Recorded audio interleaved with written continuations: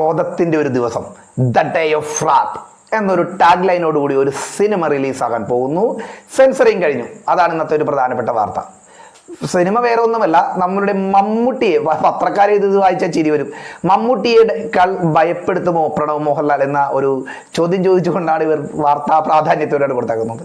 അതായത് ബ്രഹ്മയുഗത്തിന്റെ സംവിധായകൻ രാഹുൽ സദാശിവൻ ഒരുക്കുന്ന, അദ്ദേഹത്തിന് ഇഷ്ട ഒരു സബ്ജക്റ്റ് ആണെന്ന് നമ്മൾക്കൊക്കെ തോന്നുന്ന ഒരു ഹൊറർ വിഭാഗത്തിൽപ്പെടുന്ന ഒരു സിനിമയാണ് പുതിയതായിട്ട് പ്രണവ് മോഹൻലാലിനെ നായകനാക്കി, വില്ലനാണെന്നും പറയുന്നുണ്ട്, നായകനാക്കി അതേ പ്രധാന കഥാപാത്രമാക്കി ഇറക്കുന്ന ഒരു സിനിമയാണ് DS ഇറയുടെ ഒരു സെൻസറിങ് കഴിഞ്ഞിട്ട് A സർട്ടിഫിക്കറ്റ് ആണ് നൽകിയിരിക്കുന്നത്.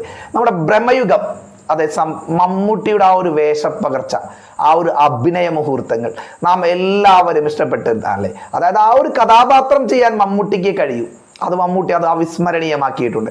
അതേപോലെ തന്നെ DS ഇറയിൽ ഒരു ഫസ്റ്റ് ലുക്ക് പോസ്റ്റർ ഇതിന് സാധനം ട്രെയിലറൊക്കെ വന്നിരുന്നു. അതൊക്കെ ഭയങ്കര ഒരു സ്വീകാര്യതയോടുകൂടി ഒരു നിഗൂഢ ഭാവത്തിലാണ്. അതായത് ആ ഒരു കൃത്യമായി ഒരു മാർക്കറ്റ് ചെയ്തു. അല്ലെങ്കിൽ നമുക്ക് അങ്ങനെ തന്നെ തോന്നും, ഒരു കണ്ണാടിയിൽ നമ്മുടെ പ്രണവ് മോഹൻലാൽ വന്ന് പ്രത്യക്ഷപ്പെടുന്നതും വളരെ ഭയപ്പെടുത്തുന്നതുമായിട്ടൊക്കെയാണ് ആൾക്കാർ വ്യാഖ്യാനിക്കുന്നത്. സിനിമ ഉറപ്പായിട്ട് ഹൊറർ മൂഡിലായിരിക്കുമെന്ന് തന്നെയാണ് തോന്നുന്നത്. അപ്പോൾ പത്രക്കാർ ഇതിനകത്ത് കൊടുത്താക്കുന്നത് മമ്മൂട്ടി ബ്രഹ്മയുഗത്തിൽ വന്നിട്ട് നമ്മളെ ഭയപ്പെടുത്തിയതുപോലെ പ്രണവ് മോഹൻലാലും അതായത് ഭയപ്പെടുത്തുമെന്നൊക്കെയാണ്. മമ്മൂട്ടി ബ്രഹ്മയുഗത്തിൽ ഭയപ്പെടുത്തിയില്ല, പക്ഷെ നമ്മളെ വിസ്മയിപ്പിച്ചു എന്ന് ഞാൻ പറയും. കാരണം അത്രയേറെ മികച്ച അഭിനയമായിരുന്നു നമ്മുടെ മമ്മൂട്ടി ചെയ്തത് എന്നാണ് എൻ്റെ അഭിപ്രായം ബ്രഹ്മയുഗത്തിൽ.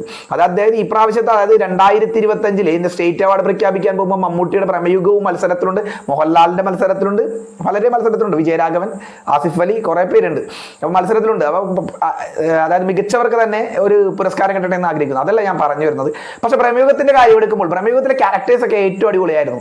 അതായത് നമ്മുടെ KPSC ലളിതയുടെ മോനുണ്ടല്ലോ, പുള്ളിക്കാരൻ സിദ്ധാർത്ഥ് ഭരതൻ, അദ്ദേഹത്തിന്റെ ക്യാരക്ടർ അന്യായമായിട്ടാണ് എനിക്ക് ഫീൽ ചെയ്തത്. അതേപോലെ തന്നെ ഹരിശ്രീ അശോകന്റെ രമണന്റെ മോൻ എന്ന് പറയുന്ന ട്രോളുകൾ എന്ന് പറയുന്ന നമ്മുടെ അർജുൻ അശോകന്റെ അഭിനയം അടിപൊളിയായിരുന്നു, മമ്മൂക്കയുടെ അഭിനയം അടിപൊളിയായിരുന്നു. അപ്പൊ ഈ ഒരു സിനിമയുടെ A സർട്ടിഫിക്കറ്റ് ആണ് കിട്ടിയേക്കുന്നത്. അപ്പോൾ ആ ഒരു സിനിമയുടെ അത് ഹൊറർ കൊണ്ടാണ് A സർട്ടിഫിക്കറ്റ് കിട്ടിയേക്കുന്നത്, അഡൽസ് ഓൺലി സർട്ടിഫിക്കറ്റ് കിട്ടിയേക്കുന്നത്.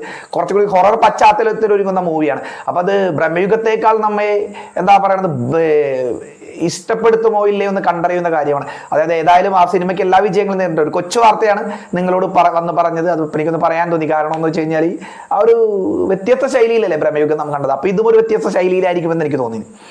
ഇന്ന് 1-2 സിനിമകൾ റിലീസായിട്ടുണ്ട്.